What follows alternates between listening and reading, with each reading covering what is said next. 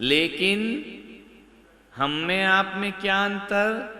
हम वीतरागता की साधना कर रहे हैं, आप वीतरागता की उपासना कर रहे हैं। समझ में आया? इतना ही अंतर है। साधना करे सो साधु, उपासना करे सो श्रावक।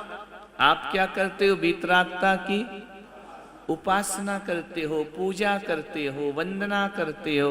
दानम पूया मुखम सावय धम्मो, बोला ना? दान और पूजा। पूजा किसकी करना है? किसकी करना है? वीतरागी की। हमको साधना किसकी करना है? साधक, साधु, है ना? क्लियर हुआ? इतना नहीं हुआ?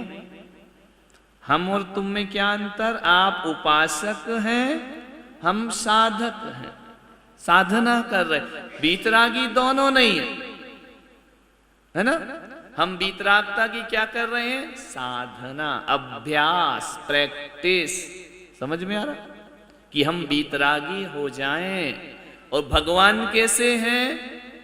वीतरागी हैं। तो कोई बोलेगा वीतरागी कैसे होते हैं? उनके 18 दोष नहीं होते। कितने दोष? कितने दोष? पहला दोष, भूख नहीं होती, क्षुधा रोग का नाश हो गया। दूसरा दोष, उनको प्यास नहीं लगती। अपने को लगती है ना, तो अपन वीतरागी। अभी भगवान नहीं है। जिनको ये दो चीज होती है वो भगवान नहीं, जैन दर्शन के अनुसार। समझ में आ रहा? फिर तीसरा दोष, उनको बुढ़ापा नहीं आता। चौथा दोष, उनको बीमारी, उनको योग प्राणायाम की जरूरत किसको है? अपन लोगों को है ना? भगवान को कोई जरूरत नहीं, है ना? वो तो ईश्वर है। समझ में आया? और उनके जन्म, कितने दोष हो गए? 5। छठवां दोष, उनका मरण नहीं होता। मरते थोड़ी हैं भगवान, शाश्वत हैं, अनंत सुख में लीन है। और उनको किसी से डर नहीं लगता। अपने को तो भय लगता है ना, बीमारी से भय, रिश्तेदारों से भय, चोरों से भय, दुश्मनों से भय लगता है ना अपने को। उनको ये भय नहीं लगता, निर्भय होते हैं। फिर 8वां दोष, अहंकार नहीं। सारी परम शक्ति होने के बाद भी उनको अहम नहीं है। और अपने पास थोड़ा बहुत ठीकरे क्या जोड़ लिए, अहंकार तो इतना बड़ा है। राई बराबर जोड़ा, पहाड़ बराबर अहंकार है कि नहीं? ऐसा ईश्वर को वो वीतरागी होगा। जिसके अंदर ये भाव है वो रागी देशी है। फिर क्या? राग नहीं किसी चीज से, द्वेष नहीं किसी चीज से। कितने हो गए? 10 हो गए? हो गए 10। 11वां, मोह नहीं है उनको किसी से। 12वां है चिंता नहीं। काय की चिंता उनको? कोई चिंता है क्या भगवान को? वो तो चिंता हरण है। वो तो चिंताओं को हरण कर लेते हैं। उन्होंने चिंता उन्हें हरे, उससे पहले उन्होंने चिंता को हर लिया। समझ में आ रहा? वो अरिहंत भगवान होते हैं। और 13वां, आज बताएं। 13वां है अरति। अरति, अरति भाव, यानी अरति माने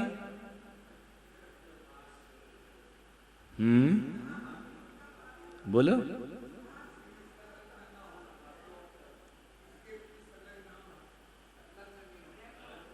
और बताओ अरति भाव।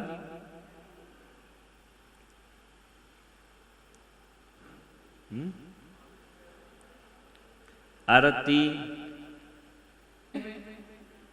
अपने आप पर पदार्थों में रति नहीं करते।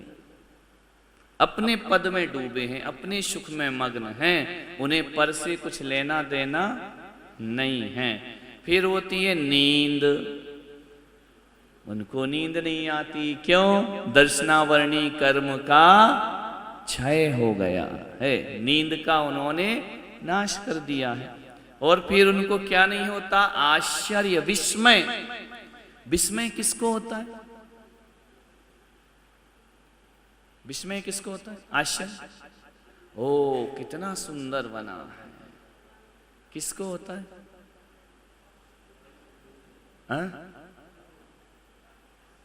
बोलो, अपने को नहीं बोलो, क्यों होता है विस्मय? बड़ा सुंदर है भाई, ऐसा तो हमने आज तक देखा नहीं, बड़ा अच्छा है, आश्चर्य है ना। क्यों है? क्यों है? मूल बात पे आओ, राग माग नहीं लगाओ यहां। कितना सुंदर है, आसक्ति भी नहीं लगानी। हमने आज तक नहीं देखा इसका नाम, वो तो सर्वदर्शी है ना। अभी बहन आई, उनने कहा बड़ा अच्छा लगा, सब सफेद कपड़े पहने। अब उनने पहली बार इस तरह का आयोजन देखा, अपने कराते हैं, लेकिन कैसा है यहाँ सब सफेद कपड़े पहने, क्या बात है ना? सोच के क्या आए होंगे, सब रंगीन पहने होंगे। उनने कहा आज हम ही हैं जो रंगीन पहन कर आए हैं, है ना? तो आश्चर्य हुआ ना। तो जो चीज हम नहीं जानते वो दिख जाए तो आश्चर्य होता है, जानी हुई चीज में आश्चर्य नहीं होता है। भगवान को कौन सा ज्ञान हो गया? केवल ज्ञान। या सर्वाणि चराचराणि विधिवत् द्रव्याणि तेषां गुणान् पर्यायानपि भूत भाव भविता। सबको जानते, भूत को, भविष्य को, वर्तमान को, सबको जानते हैं। जो सबको जानता है उसे आश्चर्य क्यों होगा? अपने मुनि महाराज केस लॉन्च करते, बाल निकालते। अब जो जैन नहीं होते उन्हें बड़ा आश्चर्य होता है कि भाई ये कैसे करते होंगे, बाल कैसे निकाल लेते होंगे अपने हाथ से, कैंची नहीं, उस्तरा नहीं, उखाड़ लेते। उनको कैसा लगता है? अरे अपने यहाँ जैन मुनि 24 घंटे में एक बार हम लोग अन्न जल लेते हैं, अन्य लोगों को बड़ी परेशान लगता है कि कैसे हो सकता है एक आदमी 24 घंटे एक बार पानी पी के कैसे रह सकता है? आश्चर्य होता है। तो जिससे हम अपरिचित हैं वह दिखे तो आश्चर्य होता है।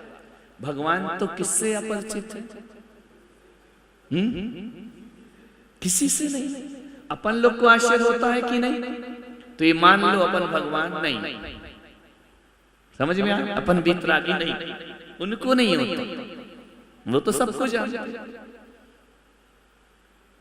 जैन मुनि एक टाइम भोजन करते हैं, ये दिगंबर समाज को आश्चर्य की बात है क्या? बचपन से यही सीख रखा, यही जान रखा।